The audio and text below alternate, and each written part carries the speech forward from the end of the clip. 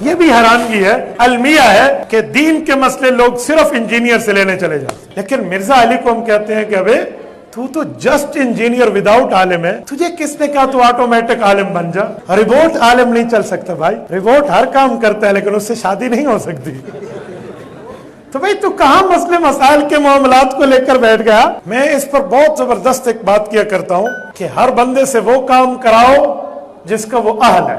آپ مجھ سے مسائل پوچھیے، رائمنڈ جا کر دعوت و تبلیغ سمجھیے، اسی طرح آپ نے تدریس سمجھنی ہے تو جامعہ اشرفیہ اہل حق کی اتنی بڑی درسگاہ آپ کے پاس موجود ہے، باقی مدارس والے موجود ہیں، ان کے پاس جائیے۔ سیاست سمجھنی ہے، قائد ملت اسلامیہ مولانا فضل الرحمان کے قدموں میں جائیے، آپ کو ایک ایک چیز سمجھ آئے گی۔ اور اگر آپ نے گھر کا نقشہ بنوانا ہے، تھلی بنوانی ہے، گلی بنوانی ہے، ٹیڑھی سیدھی سمجھنا ہے تو انجینئر کے پاس جائیے، مسئلے پوچھنی ہے تو مفتیان کرام کے پاس آئیے۔ کوئی موچی کہے نا کہ میری رمبی سرجن کی کینچی سے زیادہ تیز ہے، مجھ سے آپریشن کرا لے، آپ نہیں کرائیں گے، کہیں گے جان کا مسئلہ ہے۔ تو بھائی صرف انجینئر جو عالم بھی نہیں ہے اس سے مسئلے پوچھو گے، ایمان کا مسئلہ بن جائے گا۔ ایک چیلے نے کہا یوٹیوب پر اسے 1 ملین آدمی دیکھتا ہے، اس کے ویورشپ بہت زیادہ ہے۔ میں نے کہا فیس بک پہ ہمیں 1 ملین + 2 لاکھ بندہ دیکھتا ہے۔ اللہ اللہ خیر صلی اللہ، اس نے پہلے یوٹیوب جوائن کر لی، اس کے فالوورز ادھر زیادہ ہیں، ہم نے پہلے فیس بک جوائن کر لی، ہمارے فالوورز ادھر زیادہ ہیں، ہم سے بات کر لو۔ کچھ ہم سے کہا ہوتا، کچھ ہم سے سنا ہوتا، غیروں سے کہا تم نے، غیروں سے سنا تم نے۔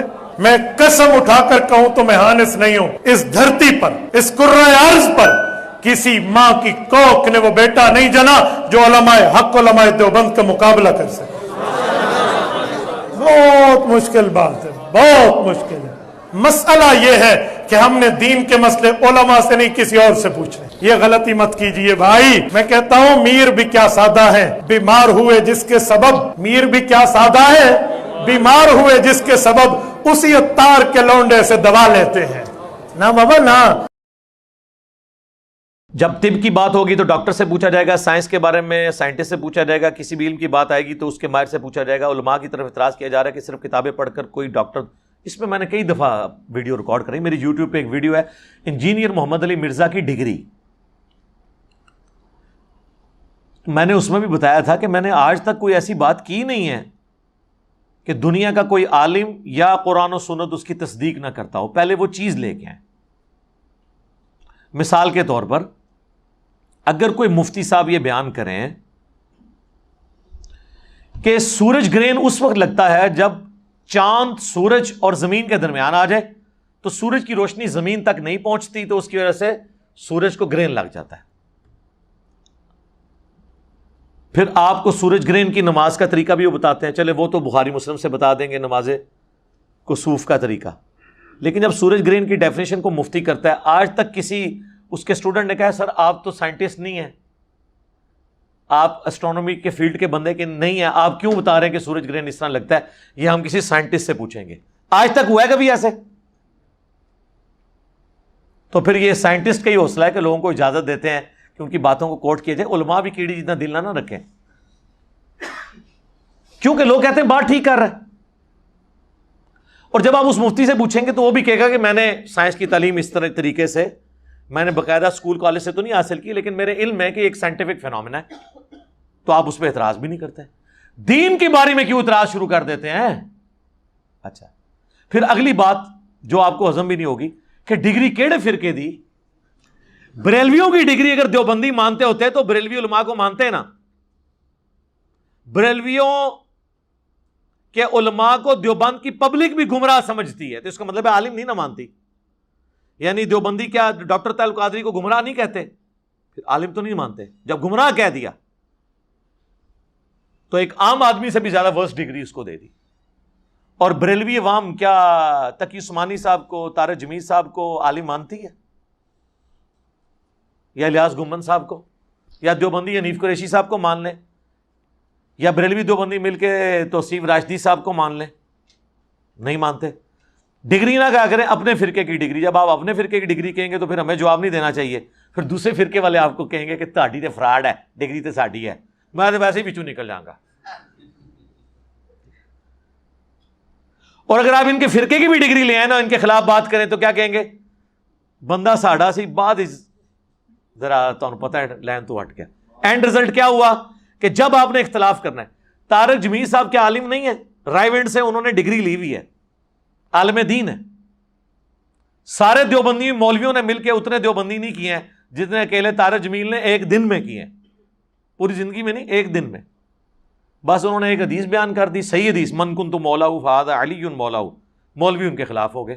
میں نے طارق جمیل صاحب نے مجھے فون کیا نا، تو میں نے ان کا کہ دیکھ لیں، آپ مجھے بڑا سمجھاتے تھے نا کہ علماء کے ساتھ چلیں، میں نے کہا دیکھ لیں آپ نے ایک بات میں مخالفت کی ہے، آپ کا کیا اشر کیا انہوں نے، تو میں تو درجنوں باتوں میں ان سے اختلاف رکھتا ہوں، مجھے کیسے ایکسیپٹ کریں گے؟ وہ مان گئے کہ یار واقعی یہ مشکل کام ہے۔ تو ڈگری والا بالکل فراڈ ہے، بالکل آپ ایکسپرٹ سے پوچھیں، لیکن ایکسپرٹ سے آپ نے کیا پوچھنا ہے؟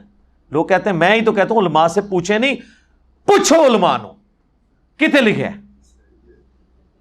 ہمارا جھگڑا ہی یہ ہے کہ علماء سے پوچھیں، لیکن دلیل کے ساتھ، یہ نہیں کہنا کہ ہماری یہ رائے ہے، نہیں، آپ نے بتانا ہے قرآن و سنت میں ہی لکھا ہوا ہے۔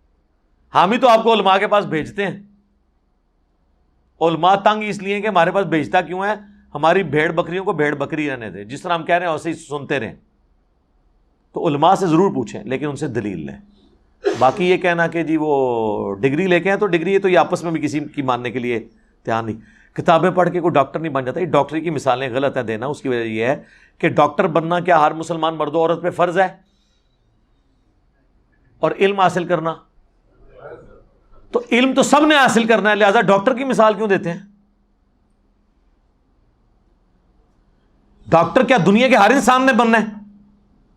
اگر یہ بات ٹھیک ہے، ٹھیک ہے، آپ میڈیکل کالجز کے اندر لوگوں کو داخلہ دلوائیں، بالکل دلوائیں، لیکن کہیں گے نہیں، لیکن دین کا علم ہر مسلمان نے حاصل کرنا ہے۔ تو اس کا مطلب ہے وہ صرف ڈگری سے نہیں ہوگا، مدرسوں کے پاس جانے سے نہیں ہوگا، کتابوں میں دین ہے۔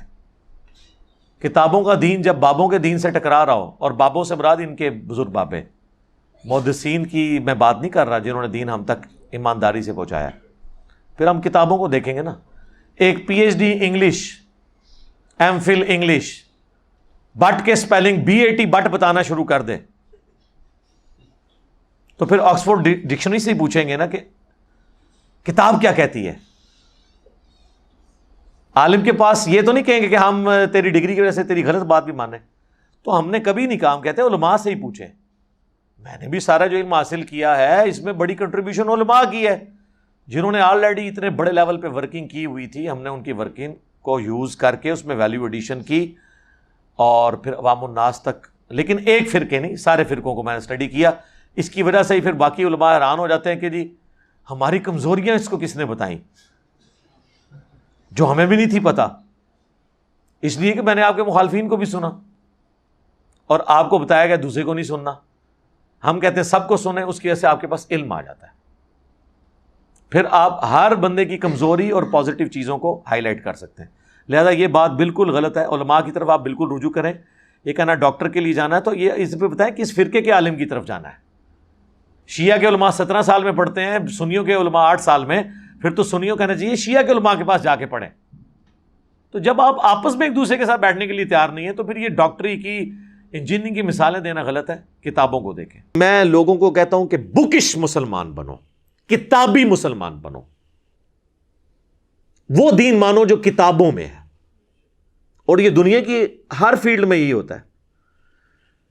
کبھی فزکس کے پروفیسر نے اگر کوئی غلط فارمولہ لکھا ہے نا بورڈ پہ اور ٹیکسٹ بک کے وہ خلاف ہے، اور کوئی اسٹوڈنٹ اٹھ کے اسے کہے کہ سر یہ فارمولہ غلط ہے، یہ سلیبس میں یوں لکھا ہوا ہے، تو اسے کہے گا تھینک یو، مجھ سے غلطی ہوئی۔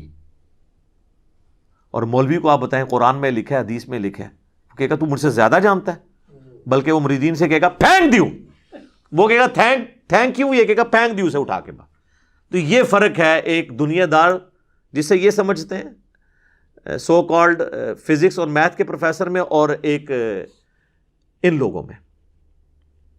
یہ ان کا ایٹیچیوڈ ہے۔ ہمارے نبی علیہ السلام نے تو واضح حکم دیا صحیح بخاری میں، بلغوا عنی ولو آیا، پہنچا دو میری طرف سے خواہ ایک آیت ہی تمہیں آتی ہو۔ ڈگری تو آپ کو نبی علیہ السلام دے گئے۔